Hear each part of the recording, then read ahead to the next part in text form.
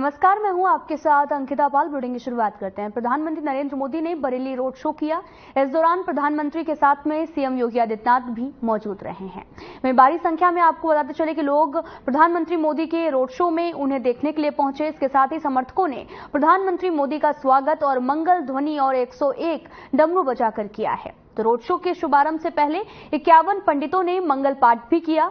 जब प्रधानमंत्री मोदी रथ पर सवार होकर सड़क पर निकले तो लोगों ने जय श्री राम के नारे के साथ साथ एक बार फिर मोदी सरकार के नारे भी लगाए हैं।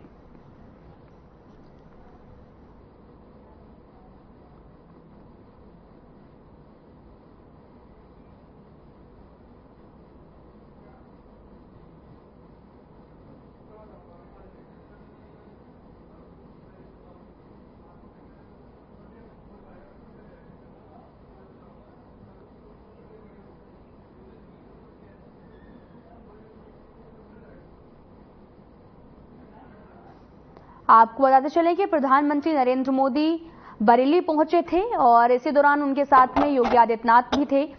आपको बताते चले कि भारी संख्या में लोगों ने उनका जमकर स्वागत भी किया और साथ ही जमकर नारे भी लगाते हुए नजर आए हैं।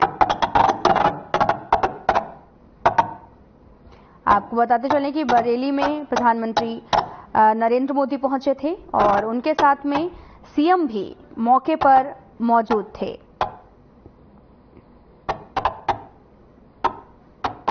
दरअसल आपको बताते चले कि बरेली में आप तस्वीरें भी देख सकते हैं। ये तस्वीरें बरेली से हैं, जहां पर प्रधानमंत्री नरेंद्र मोदी का रोड शो था, जहां पर बड़ी संख्या में लोगों का हुजूम पहुंचा और साथ ही अब की बार मोदी सरकार के भी नारे लगाए हैं। प्रधानमंत्री नरेंद्र मोदी ने शुक्रवार शाम को बरेली में रोड शो किया है। प्रधानमंत्री मोदी खुली जीप में सवार होकर 34 मिनट में करीब 1 किलोमीटर चले हैं।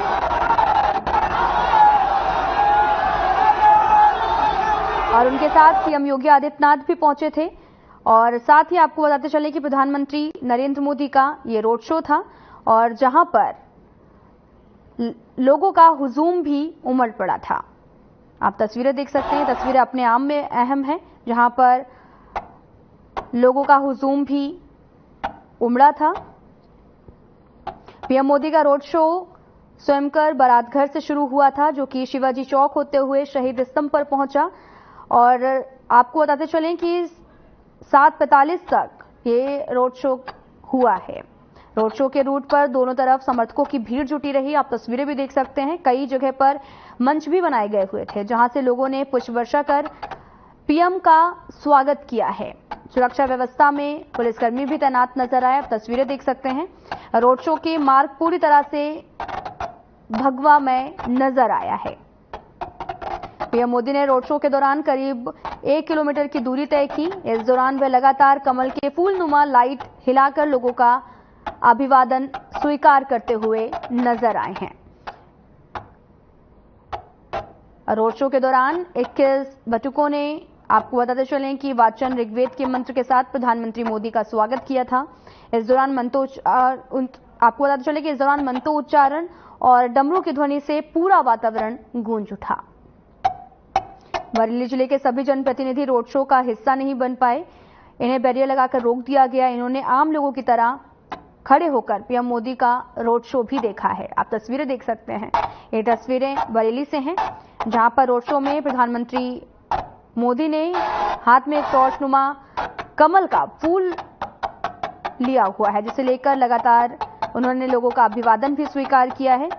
रोड शो के देखने के लिए जुटे समर्थक मोबाइल फोन से इन पलों को रिकॉर्ड करते हुए भी नजर आए हैं।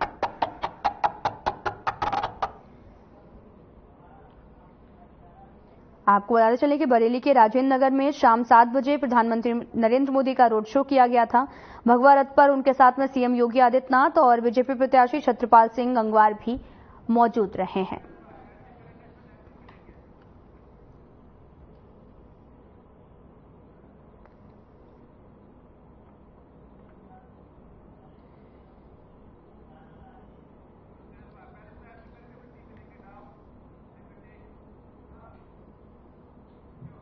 तो आपने देखा कि प्रधानमंत्री नरेंद्र मोदी बरेली पहुंचे थे, जहां पर पहुंचने के बाद में यहां पर उनका रोड शो बड़ा ही भव्य बनाया गया। यहां पर लोगों ने अपने फोन से कैप्चर करते हुए नजर आए हुए हैं। साथ ही आपको बताते चलें कि बढ़ते आगे लोकसभा चुनाव को लेकर पीएम मोदी ने बिहार के अररिया में एक विशाल जनसभा को संबोधित किया है। इस दौरान उन्होंने क्या कुछ कहा, आपको सुनाते हैं।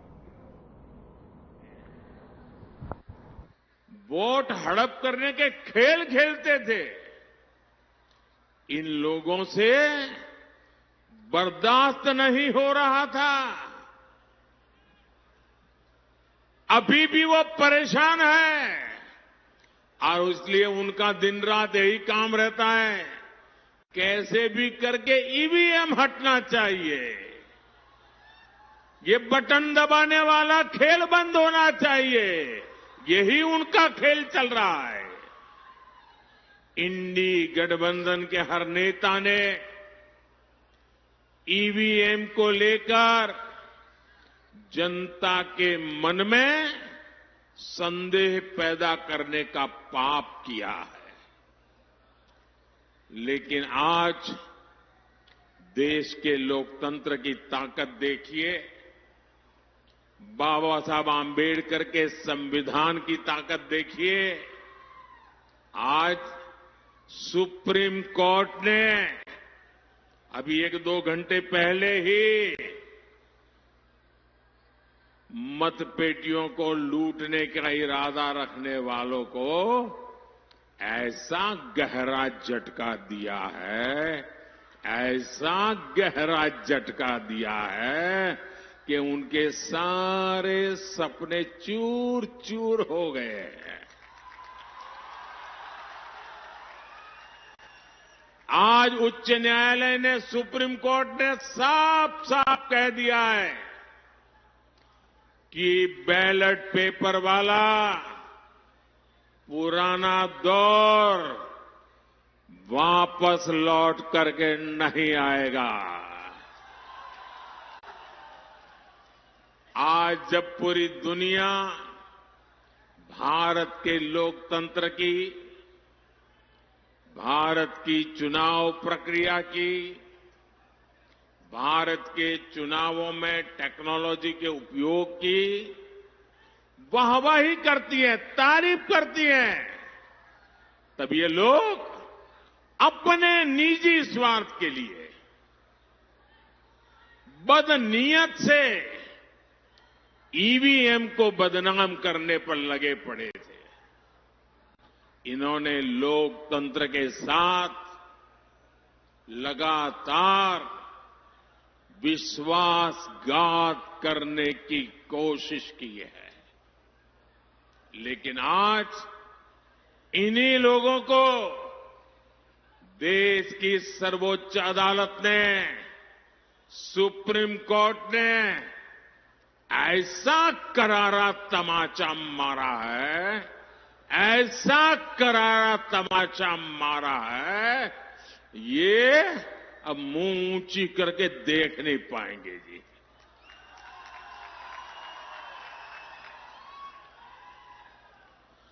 भाइयों बहनों, आज का दिन लोकतंत्र के लिए शुभ दिन है।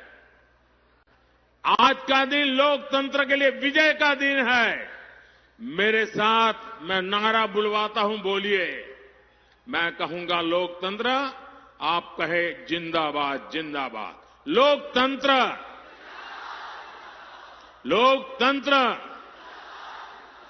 लोकतंत्र। मैं दूसरा नारा बुलाता हूं, बाबा साहब आंबेडकर अमर रहे, अमर रहे। बाबा साहब आंबेडकर। इंडी गठबंधन के हर नेता को देश की जनता की माफी मांगनी चाहिए। माफी मांगनी चाहिए कि नहीं मांगनी चाहिए? माफी मांगनी चाहिए कि नहीं मांगनी चाहिए? साथियों, आज देश में राजनीति की 2 मुख्य धाराएं बन गई हैं। एक धारा बीजेपी और एनडीए की है, जिसका मकसद है देश के लोगों को सशक्त करना, हर लाभार्थी के दरवाजे तक खुद जाकर उसे लाभ पहुंचे। इसके विपरीत एक ऐसी धारा है कांग्रेस और आरजेडी की, इंडी गठबंधन वालों का मकसद है देश के लोगों से छीनना, उन्हें तरसा कर रखना और खुद की तिजोरी भरना। जैसे कांग्रेस हो या आरजेडी, इन दो। प्रधानमंत्री नरेंद्र मोदी बिहार के अररिया पहुंचे थे और साथ ही मुंगेर भी वहां पर पहुंचे हुए थे, जहां पर उन्होंने जनसभा को संबोधित किया। इस दौरान उन्होंने वोट देने की अपील भी की है। तो बढ़ते आगे, चुनाव को लेकर बीजेपी प्रचार करने में कोई भी कसर नहीं छोड़ रही। इसी को लेकर गृह मंत्री अमित शाह ने मध्य प्रदेश के गुना में जनसभा को संबोधित किया। क्या कुछ कहा, आपको सुनाते हैं। गुना मत क्षेत्र में आया हूं तब हम सबके लिए श्रद्धेय श्रीमंत राजमाता साहब को भी श्रद्धा पूर्वक प्रणाम कर मेरी बात की शुरुआत करना चाहूं। हम सब भारतीय जनता पार्टी के कार्यकर्ता जो मंच पर बैठे हैं, आज की भारतीय जनता पार्टी की कल्पना ही नहीं कर सकते अगर राजमाता साहब ने जनसंघ और भाजपा की नींव में बलिदान न दिया होता तो आज भाजपा यहां न पहुंच सकती। मैं राजमाता साहब को सम्मान के साथ प्रणाम कर मेरी बात की शुरुआत करना चाहता हूं। भाई और बहनों, मैं राजा साहब के लिए वोट मांगने आया हूं। ज्योतिरादित्य जी मेरे मित्र भी है, भाजपा के वरिष्ठ नेता भी है, मगर ज्योतिरादित्य को आप जिता के वक्त एक बात याद रखना, ज्योतिरादित्य को दिया हुआ एक एक वोट नरेंद्र मोदी को तीसरी बार प्रधानमंत्री बनाने वाला। कई क्षेत्र में मैं जाता हूं तो लोग कहते हैं कि साहब हमारे सांसद को आप आगे बढ़ाना, हम जिता कर भेजेंगे। अब आपको तो बना बनाया मंत्री मोदी जी ने यहां चुनाव लड़ने के लिए भेजा है, प्रचंड बहुमत से जिताना। और आज मैं कहकर जाता हूं, केपी यादव ने इस क्षेत्र की बहुत अच्छी सेवा की है। केपी यादव की चिंता मुझ पर छोड़ देना, आपको करने की जरूरत नहीं है। भारतीय जनता पार्टी हमारे भाई केपी यादव के भविष्य की और केपी यादव को आगे बढ़ाने की सभी प्रकार की चिंता करेगी। गुना वालों, आपको दो नेता मिलेंगे, ज्योतिरादित्य भी मिलेंगे और केपी यादव भी मिलेंगे। भाइयों बहनों, ये जो चुनाव है, ये चुनाव देश के अर्थतंत्र को तीसरे नंबर का अर्थतंत्र बनाने का चुनाव। माताएं बहनें बैठी है, मोदी जी ने 1 करोड़ लखपति दीदी बनाई है देश में, और ये चुनाव और 3 करोड़ माताओं को लखपति दीदी बनाने का चुनाव है। ये चुनाव 4 करोड़ नए घर गरीबों के लिए बनाने का चुनाव है। ये चुनाव 10 करोड़ लोगों को सोलार पैनल लगाकर बिजली के बिल से मुक्त कराने का चुनाव है। और ये चुनाव 11 करोड़ किसानों को 5 साल में 3 लाख करोड़ रुपया इनके बैंक अकाउंट में सीधा पहुंचाने का चुनाव है। भाई और बहनों, मोदी जी ने 10 साल में देश के करोड़ों गरीबों के लिए ढेर सारे काम किए, मगर मोदी जी ने कुछ ऐतिहासिक काम भी किए। मुझे बताओ गुना वालों, ये कश्मीर जो है हमारा है या नहीं है? अरे जोर से बोलो, है या नहीं है? ये खरगे साहब कहते हैं एमपी राजस्थान वाले, उनको कश्मीर से क्या लेन देन? अरे खरगे साहब, आप इस देश को नहीं जानते हो। गुना का बच्चा बच्चा कश्मीर के लिए जान देने के लिए तैयार है, जान देने के लिए। भाई और बहनों, मुझे बताओ, कश्मीर से धारा 370 जानी चाहिए थी या नहीं जानी चाहिए थी? अरे जोर से बोलो, जानी चाहिए थी या नहीं जानी? आतंकवाद समाप्त होना चाहिए था या नहीं होना चाहिए? 70 साल तक ये कांग्रेस पार्टी धारा 370 को अपने अनौरस बच्चे की तरह गोदी में खिलाती रही। मोदी जी ने 5 अगस्त 2019 को एक झटके में 370 को समाप्त कर दिया। भाई और बहनों, ये राहुल बाबा मुझे डराते थे कि 370 मत हटाओ, खून की नदियां बह जाएगी। अरे राहुल बाबा, एक कांग्रेस की सरकार। उत्तर प्रदेश के उप मुख्यमंत्री केशव प्रसाद मौर्य ने दिल्ली में बीजेपी के मुख्यालय में प्रेस कॉन्फ्रेंस की है। उन्होंने क्या कुछ कहा, आपको सुनाते हैं। की हिम्मत नहीं है कंकर चलाने की। भाई और बहनों, मोदी जी ने इस देश से आतंक। हमारे उत्तर प्रदेश के उप मुख्यमंत्री केशव मौर्य जी हैं और आप लोगों को संबोधित करेंगे। मेरा आग्रह है केशव मौर्य जी से कि आपको संबोधित करें। धन्यवाद। आदरणीय हमारे श्री अनिल बलूनी जी, जो हमारे भावी सांसद हैं लोकसभा के, संजय मयूर जी, पत्रकार मित्रों, आज आप सबके साथ बातचीत करने का विषय जो एससी, एसटी, ओबीसी के अधिकारों पर कांग्रेस और इंडी गठबंधन के द्वारा डाका डाला जा रहा है, उस विषय पर मुझे आप सबके माध्यम से अपने देशवासियों से कहना है कि जिस प्रकार से ओबीसी का आरक्षण छीन करके कर्नाटक के अंदर मुस्लिमों को देने का काम किया गया है, यह ओबीसी के अधिकारों में डाका डालने का प्रयास है। भारतीय जनता पार्टी सदा से सबका साथ सबका विकास की पक्षधर रही है। कांग्रेस का इतिहास सदैव तुष्टीकरण की घटिया और घिनौनी राजनीति से भरा रहा है। जिस प्रकार से कांग्रेसी प्रधानमंत्री श्री मनमोहन सिंह जी ने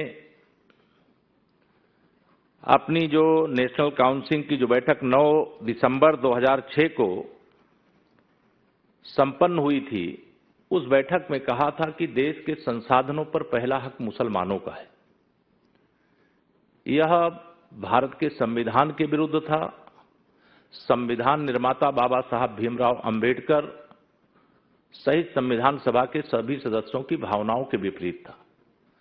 कांग्रेस की यह जहरीली मानसिकता प्रारंभ काल से, मैं बाबा साहब जी का एक भाषण जो 27 अक्टूबर 1951 में उन्होंने कहा था कि पंडित जवाहरलाल नेहरू जी ने, वो प्रधानमंत्री के रूप में, कांग्रेस के अध्यक्ष के रूप में, उन्होंने कभी दलितों के हित की बात नहीं की। जब भी वह बात करते थे तो केवल मुसलमानों के हित की बात करते थे। देश का विभाजन भी हुआ, उसका दंश देश ने झेला और बड़े पैमाने पर नुकसान भी हुआ। और जो भारतीय जनता पार्टी की ओर से यह आरोप है कि देश के संसाधनों पर पहला हक मुसलमानों का है, यह प्रधानमंत्री के रूप में मनमोहन सिंह जी ने एक बार नहीं, दूसरी बार भी मुंबई की एक प्रेस कॉन्फ्रेंस में उन्होंने इस बात को दोहराया भी था कि इस देश के जो संसाधन है उस पर पहला हक मुसलमानों का है। कांग्रेस के ही द्वारा कर्नाटक के अंदर मंडल आयोग की सिफारिश जो आई थी, उस सिफारिश के अनुसार जिन मुस्लिम समाज के लोगों को उस सूची में शामिल नहीं किया गया था, उनको भी आरक्षण देने का फैसला कांग्रेस की कर्नाटक सरकार ने किया है। कर्नाटक के अंदर जो ओबीसी का आरक्षण छीन करके मुस्लिमों को देने की शुरुआत है, यह कर्नाटक मॉडल कांग्रेस और उनके युवराज श्री राहुल गांधी जी पूरे देश में लागू करने के लिए जो अपना घोषणा पत्र लेकर के आए, उस घोषणा पत्र से भी स्पष्टता है कि उनका लक्ष्य इस देश के अंदर जो ओबीसी है, एससी है, एसटी है, उसके अधिकारों पे डाका डालना और घुसपैठियों को, जिसे वह अपना वोट बैंक मानते हैं, उसको सौंप देना, इस खतरनाक सोच के खिलाफ आज मैं कहना चाहता हूं कि कांग्रेस जो अभी आईसीयू में पड़ी हुई है, श्री राहुल गांधी जी कहते हैं कि हम देश का एक्सरे कराएंगे और एक्सरे करा करके देश के जो भी संसाधन है, देश की जो संपत्ति है, देश की जो पूंजी है, उसे किसे सौंपेंगे। यहां हमारा ओबीसी हो, एससी हो, एसटी हो, उसके पास संसाधन नहीं है, बहुत उसकी सीमित शक्तियां हैं, बहुत सीमित साधन हैं, लेकिन कुछ ना कुछ है। लेकिन जो घुसपैठिए हैं उनके पास यहां पर कुछ नहीं है और वह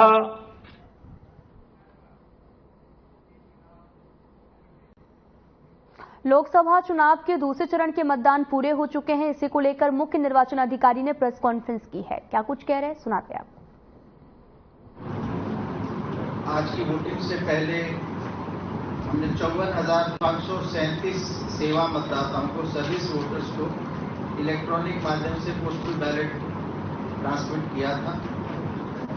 12,658 कार्मिकों को इलेक्शन ड्यूटी सर्टिफिकेट जारी किया था, जिन्होंने मशीन के माध्यम से अपना वोट डाला।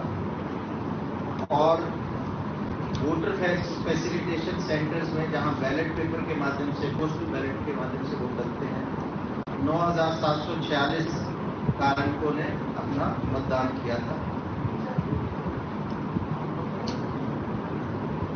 आज जो दूसरे चरण का मतदान हुआ उसमें 8 सामान्य प्रेक्षक तैनात थे, 5 पुलिस प्रेक्षक थे और 12 एक्सपेंडिचर ऑब्जर्वर व्यय प्रेक्षक तैनात किए गए थे। 1451 सेक्टर मजिस्ट्रेट थे, 190 जोनल मजिस्ट्रेट थे, 222 स्टैटिक मजिस्ट्रेट से और 1599 माइक्रो ऑब्जर्वर तैनात किए गए थे। इसके अलावा एक विशेष सामान्य प्रेक्षक, एक विशेष वरिष्ठ पुलिस प्रेक्षक और एक वरिष्ठ व्यय प्रेक्षक एक्सपेंडिचर ऑब्जर्वर भी इन 8 निर्वाचन क्षेत्रों के लिए तैनात किए गए थे।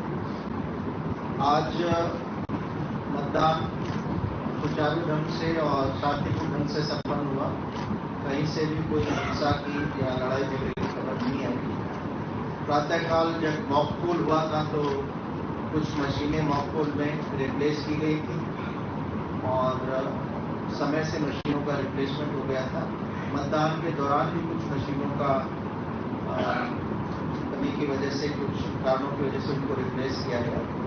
कुल मिला के दूसरे चरण में 17,704 जगह ये पोलिंग स्टेशन में मशीनें लगी थी, जिनमें हमारी 124 BU, 213 कंट्रोल यूनिट और 469 वीवीपैट जो प्रिंटर जिसमें वोटर पर्ची गिरती है, ये मॉक पोल के दौरान बदले गए। और मतदान प्रारंभ होने के बाद शाम 5 बजे तक 48 बैलेट यूनिट्स, 48 कंट्रोल यूनिट्स और 208 वीवीपैट बदले गए। तो जब मतदान प्रारंभ होने के बाद कोई मशीन बदली जाती है, अगर बैलेट यूनिट या कंट्रोल यूनिट में से कोई भी खराब होता है तो पूरा सेट, यानी अगर बैलेट यूनिट भी खराब हो तो बैलेट यूनिट, कंट्रोल यूनिट और वीवीपैट तीनों बदले जाते हैं। कुल मिलाकर कह सकते हैं कि 48 जगह पे तो तीनों सेट बदला गया और 160 जगह केवल वीवीपैट बदले गए पूरे चुनाव के दौरान। और कहीं से आज लगभग 140-50 शिकायतें प्राप्त हुई थी विभिन्न माध्यमों से, ईमेल से, फोन से, जिसमें मुख्यतः 3 तरह की शिकायतें थी। ईवीएम्स के खराबी की, क्योंकि अब काफी